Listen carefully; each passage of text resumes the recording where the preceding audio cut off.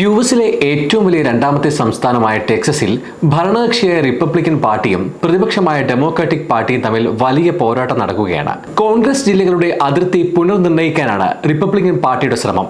ഇതുവഴി യുഎസ് ജനപ്രതിനിധി സഭയിൽ കൂടുതൽ സീറ്റുകൾ നേടാൻ ലക്ഷ്യമിടുന്നു. ഇതിനെതിരെ ഡെമോക്രാറ്റുകൾ പ്രതിഷേധിക്കുകയാണ്. ടെക്സസിലെ ഈ സംഭവ വികാസം അമേരിക്കൻ രാഷ്ട്രീയത്തിൽ വലിയ ചർച്ചയായിട്ടുണ്ട്. റിപ്പബ്ലിക്കൻ പാർട്ടിയുടെ നീക്കത്തിന് പ്രസിഡന്റ് ഡൊണാൾഡ് ട്രംപിന്റെയും ഗവർണർ ഗ്രെഗ് ആബട്ടിന്റെയും പിന്തുണയുണ്ട്. യുഎസ് ജനപ്രതിനിധി സഭയിൽ 5 സീറ്റുകളാണ് പാർട്ടി ലക്ഷ്യമിടുന്നത്. Dallas, Houston, Austin, San Antonio തുടങ്ങിയ പ്രധാന നഗരങ്ങളിലെ ജില്ലകളിൽ മാറ്റങ്ങൾ വരുത്താനാണ് പദ്ധതി. ഇത് പല സമൂഹങ്ങളെയും വിഭജിക്കാനും ഡെമോക്രാറ്റിക് അംഗങ്ങളെ പരസ്പരം എതിരാളികളാക്കാനും റിപ്പബ്ലിക്കൻ പാർട്ടിക്ക് കൂടുതൽ സീറ്റുകൾ നേടാനും സഹായിക്കും. ഇതുവഴി സഭയിൽ ഭൂരിപക്ഷം ഉറപ്പിക്കുകയാണ് ആത്യന്തികമായ ലക്ഷ്യം. നിലവിൽ ടെക്സസിലെ 38 സീറ്റുകളിൽ 25 റിപ്പബ്ലിക്കൻ പാർട്ടിക്കാണ്. പുതിയ അതിർത്തികൾ നിർണ്ണയിക്കുമ്പോൾ ഡെമോക്രാറ്റുകൾ ജയിച്ച പല സീറ്റുകളും ട്രംപിനും റിപ്പബ്ലിക്കന്മാർക്കും നേടാൻ സാധിക്കും. 5 സീറ്റുകൾ അധികമായി നേടുന്നത് സഭയുടെ നിയന്ത്രണം നേരിയ വ്യത്യാസത്തിൽ നഷ്ടപ്പെടുന്ന സാഹചര്യത്തിൽ റിപ്പബ്ലിക്കന്മാർക്ക് വലിയ മുൻതൂക്കം നൽകും. ഇതിനു പുറമെ പ്രോപ്പർട്ടി ടാക്സ് ഒഴിവാക്കുക, നിയമങ്ങളിൽ മാറ്റം വരുത്തുക തുടങ്ങിയ കാര്യങ്ങളും റിപ്പബ്ലിക്കൻ പാർട്ടിയുടെ ലക്ഷ്യങ്ങളാണ്. ടെക്സസ് നിയമസഭയിൽ ഭൂരിപക്ഷം ഉള്ളതുകൊണ്ട് റിപ്പബ്ലിക്കൻ പാർട്ടിക്ക് കാര്യങ്ങൾ എളുപ്പമാണ്. എന്നാൽ ഡെമോക്രാറ്റുകൾ ഇതിനെ ശക്തമായി എതിർക്കുന്നു. നിയമസഭാ നടപടികൾ തടസ്സപ്പെടുത്താൻ 50-ലധികം ഡെമോക്രാറ്റിക് അംഗങ്ങൾ വോട്ടെടുപ്പ് ദിവസം എത്തിയില്ല. ഡെമോക്രാറ്റുകൾ ഭരിക്കുന്ന ചിക്കാഗോ, ഇല്ലിനോയിസ്, മസാച്യുസെറ്റ്സ്, ന്യൂയോർക്ക് എന്നിവിടങ്ങളിലേക്ക് കടന്നു.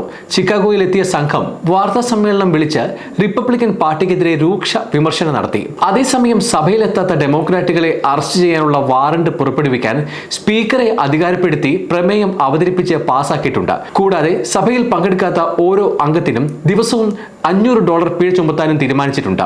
സംഭവത്തിൽ പ്രതികരിച്ച ഡെമോക്രാറ്റിക് പാർട്ടി ദേശീയ നേതാക്കൾ ടെക്സസിലെ റിപ്പബ്ലിക്കൻ പാർട്ടിയുടെ തന്ത്രങ്ങൾ ജനാധിപത്യത്തെ തകർക്കുന്നതിനുള്ള വലിയ ശ്രമമാണെന്ന് കുറ്റപ്പെടുത്തി.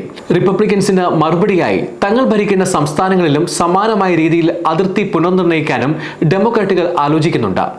സഭയിലെ ഭൂരിപക്ഷത്തിന്റെ ശക്തി ഉപയോഗിച്ച് ചെയ്യുന്ന കാര്യങ്ങൾ ശരിയാണെന്നാണ് ടെക്സസ് റിപ്പബ്ലിക്കൻ പാർട്ടിയുടെ വാദം. ഈ മാറ്റങ്ങൾ രാഷ്ട്രീയപരമായ കാര്യങ്ങൾ കണക്കിലെടുത്താണ് ചെയ്യുന്നതെന്നും വർഗീയപരമായ കാര്യങ്ങൾ പരിഗണിക്കുന്നില്ലെന്നും റിപ്പബ്ലിക്കൻ പാർട്ടി പറയുന്നു. എന്നാൽ ഈ നീക്കം ഓസ്റ്റിൻ, ഹൂസ്റ്റൺ, നോർത്ത് ടെക്സസ് എന്നിവിടങ്ങളിലെ ഡെമോക്രാറ്റുകളുടെ സ്വാധീനം കുറയ്ക്കുമെന്ന് ഡെമോക്രാറ്റിക് പാർട്ടി ചൂണ്ടിക്കാട്ടുന്നു. കൂടാതെ ഇപ്പോഴത്തെ നീക്കം കറുത്ത വർഗ്ഗക്കാരുടെയും ലാറ്റിനോ വംശജരുടെയും വോട്ടവകാശം ഇല്ലാതാക്കുമെന്നും ന്യായമായ പ്രാതിനിധ്യം തകർക്കുമെന്നും ഡെമോക്രാറ്റുകൾ ആരോപിക്കുന്നു. അതേസമയം അതിർത്തി പുനർനിർണ്ണയ നീക്കം തടസ്സപ്പെടുത്താനായി സംസ്ഥാനം വിട്ട ഡെമോക്രാറ്റിക് നിയമസഭാംഗങ്ങൾക്കെതിരെ ശക്തമായ നടപടിയെടുക്കാൻ ഗവർണർ ഗ്രെഗ് ആബട്ട് തീരുമാനിച്ചിട്ടുണ്ട്.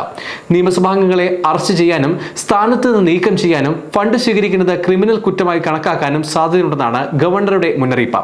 ഇതിനെതിരെ ഡെമോക്രാറ്റുകൾ ശക്തമായ പ്രതിഷേധവുമായി രംഗത്തെത്തി. ന്യൂയോർക്ക്, കാലിഫോർണിയ തുടങ്ങിയ സംസ്ഥാനങ്ങളിലെ നേതാക്കൾ ഗവർണറുടെ നീക്കത്തിനെതിരെ രംഗത്ത് വന്നു. സമയം മലയാളം വാർത്തകൾ ഇനി ടൈംസ് ഓഫ് ഇന്ത്യ സൂപ്പർ ആപ്പിലും. ഇതിനായി പ്ലേ സ്റ്റോറിൽ നിന്നോ ആപ്പ് സ്റ്റോറിൽ നിന്നോ times of India app install ചെയ്യൂ.